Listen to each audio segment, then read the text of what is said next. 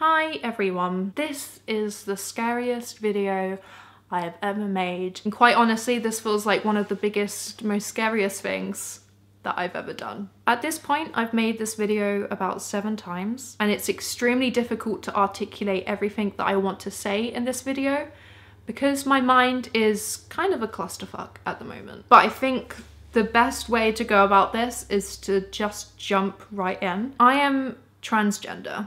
This is something I never, ever would have thought I would say out loud. This is a video that I never, ever would have thought I would be making.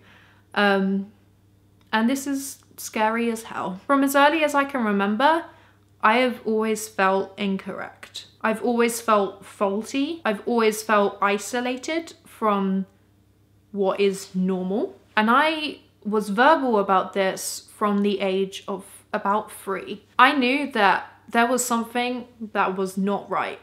It was not correct.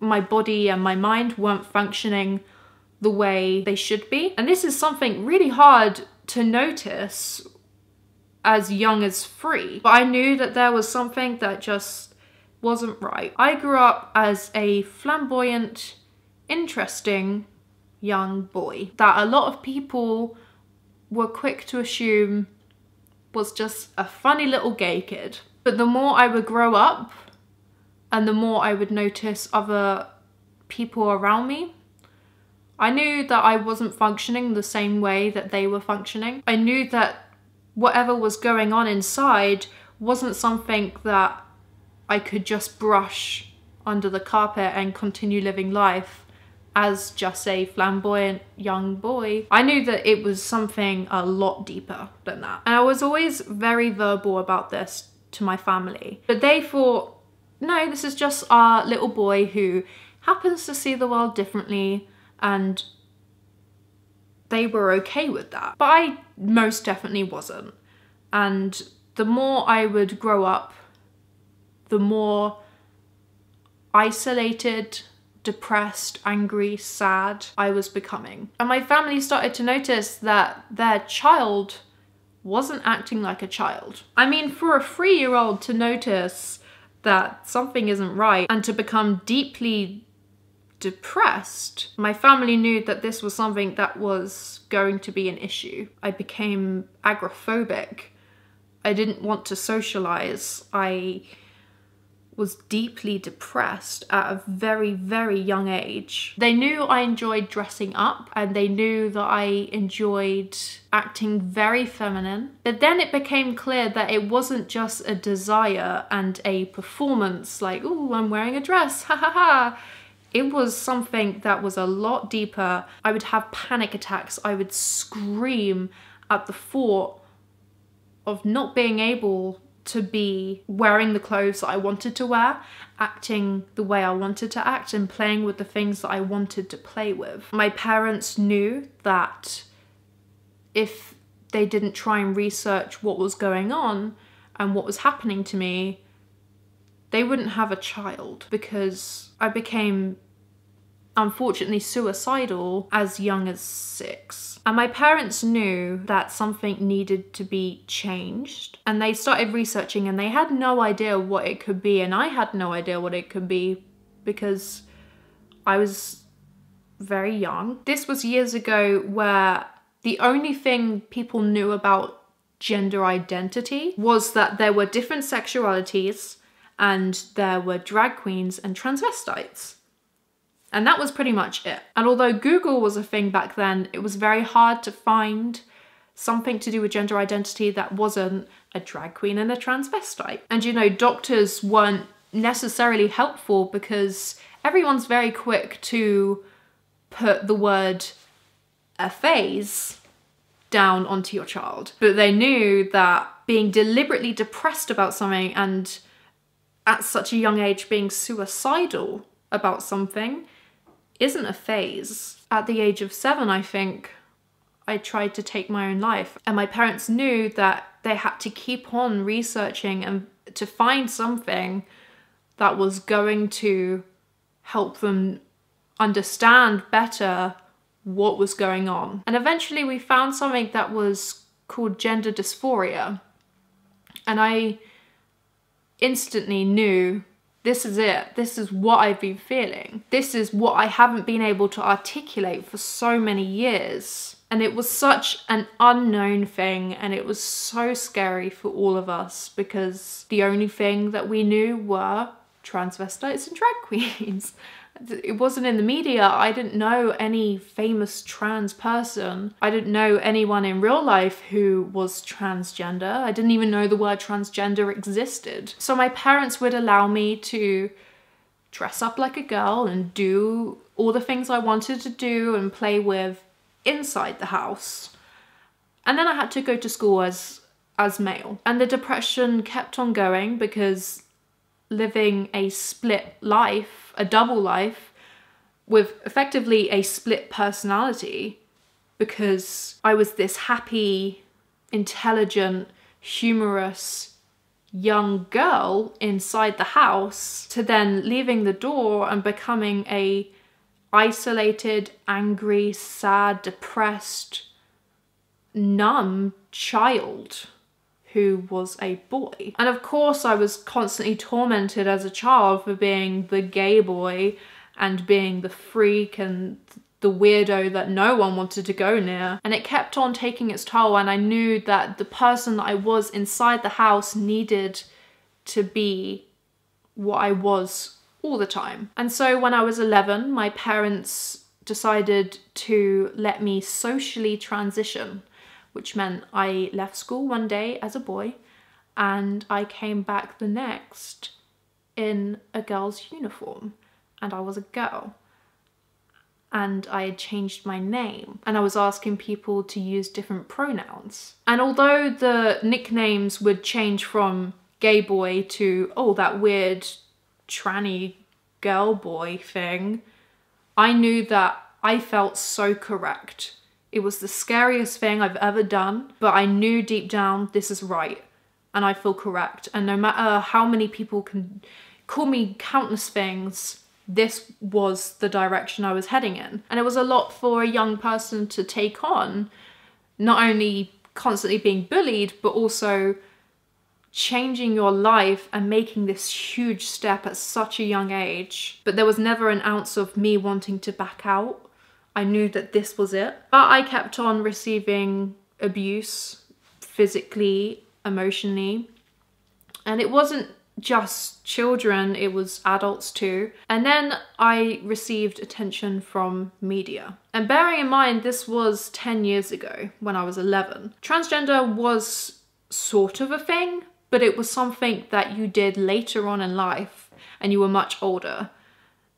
A child going to school, one day as a boy, the next as a girl, was something that was almost unheard of at that point. And so it did gain attention from media, and I have a lot of trauma from that because everything I'd ever been called was then written down on a newspaper for a lot of people to read. Stories about how my parents were brainwashing me to become a female. And it wasn't just affecting me, it was affecting my family. And we had to get police involved because it was too much.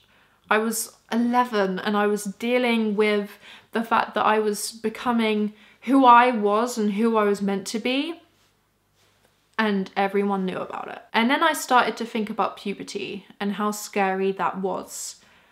I felt like a ticking time bomb from going to just a young girl who's in young girl clothing and growing my hair longer to, oh wait, that's just temporary. Your body wants you to become male and there's nothing you can do to stop that. And it's such a petrifying feeling, the unknown of not knowing what's going to happen to you, what's going to happen to your body. And so my parents researched and we found that it wasn't legal to stop male puberty and start female hormones until you were 16 years of age. And my parents knew that 16 would be too late and that I couldn't wait that long because I was already on a thin line of I could start puberty at any day. So my parents did everything they could financially to go abroad to America where it is legal to start me on treatment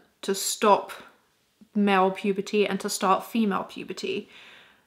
And I'm so beyond grateful to my parents. They remortgaged their house. They put all of their savings and investments into making sure that their child was medicated to be just a normal child. And I won't be able to ever thank them enough, because knowing that I was not gonna go through male puberty and I was gonna go through a female puberty and I was gonna become a normal girl, it was just surreal. But then I went on to high school and there were still many rumors about me, and there were a billion nicknames for me, and I didn't have a lot of friends. Although I was going through female puberty and I was getting everything I've ever dreamed of, I started to notice this isn't going away. People are still talking about me. I still feel isolated from what is normal. And I became very sad and angry, and I dropped out of school when I was 14, and I spent time in a psychiatric hospital because I was suicidal. And things were dark for a while until eventually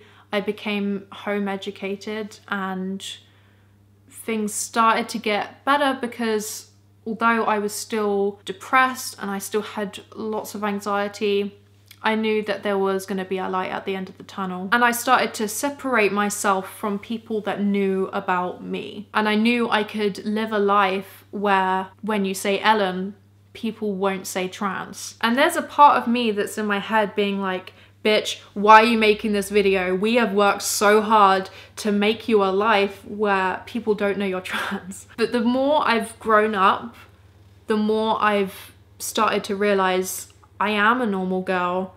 I've just been through some very real situations. I still suffer with depression and anxiety on my day-to-day life. I live in a town where I don't have to see people that used to know me. And I live a life where I can walk down the street and people won't know I'm trans. But that does not take away the anxiety of what if I bump into someone that did used to know me?